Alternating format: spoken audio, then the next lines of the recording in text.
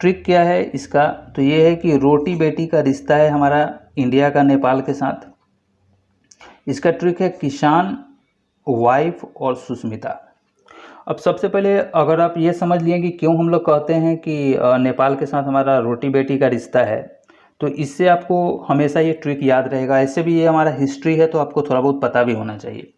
देखिए, भारत का नेपाल के साथ एक आप देखें तो घनिष्ठ सांस्कृतिक और ऐतिहासिक संबंध रहा है। ठीक है, दोनों देशों के बीच देखें तो हमारा क्या है, रोटी और बेटी के माध्यम से संबंध रहा है हमारा।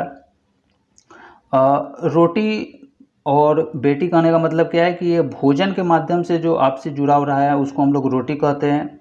और बेटी कहने का मतलब क्या है कि विवाह के माध्यम से हमारा घनिष्ठ संबंध रहा है।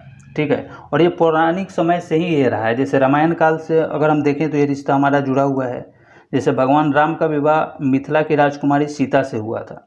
ठीक है, उस समय जो ये आपका मिथिला था, ये आपको बिहार, झारखंड और नेपाल के कुछ हिस्से को मिला के कहा जाता था इसको मिथिला। ठीक है, मिथिला के राजा उस समय जनक थे। आज भी देखिए तो दोनों देशों के बीच ओपन बाउंड्रीज है, खुली सीमा है।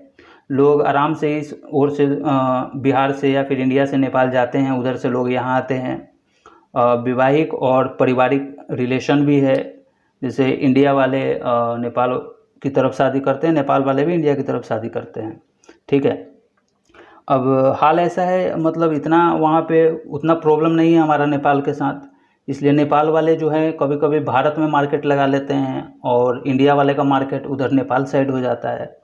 तो ये रिलेशन है हमारा नेपाल के साथ। अब ये मेन जो है आपका ट्रिक क्या है, तो ट्रिक है कि किशन है, उसकी वाइफ है और उसकी बेटी है सुष्मिता। तो ये जो किशन है ये है आपका बिहार का, इसकी वाइफ जो है वो है आपका कहाँ का, तो नेपाल का। ठीक है, और ये दोनों की बेटी है जिसका नाम है सुष्मिता। ठीक है, तो यहाँ से देखिए किशन का मतलब है आपका किशनगंज।